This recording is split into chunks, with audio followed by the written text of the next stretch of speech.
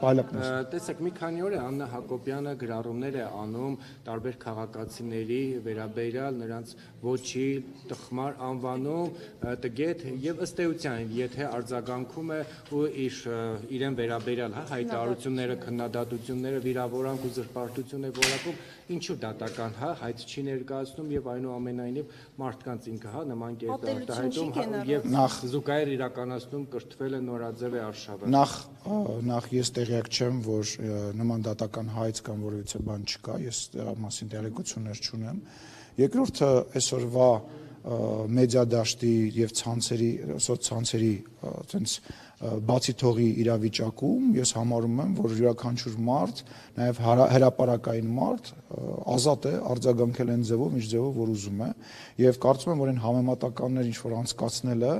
անցյալի հետ կապված անտեղին են, որովհետեւ նախ եւ առաջ անցյալում որևիցե մեկի կնոջ, չեմ ասում երկրի ղեկավարի կնոջ, որևիցե մեկի կնոջ մասին մի լրագրողից սկսած իրենց տենց դուխով հիմա բլոգեր եւ քաղաքական գործիչ անվանող մարդկանցով վերջացած հələ փորձեին մի հատ մի տար էսկոմենկոմ բանը գրեին, այնքան կծեցեին, էշին քերի կասեր, այնքան կծեցեր։ Այսօր որևիցե մեկ թող շողիկ, այլ կներես, ես քո հետ լրիվ համաձայն եմ, դու աշխարհի ամենաճիշտն ես, բայց ես եմ հիմա խոսում։ Եվս մեկ անգամ ընդհատեցիր, ել ընդհանրապես քո հետ չեմ խոսի։ Եվ այն այո, իրավական երկիր է, եւ այն իրավիճակում,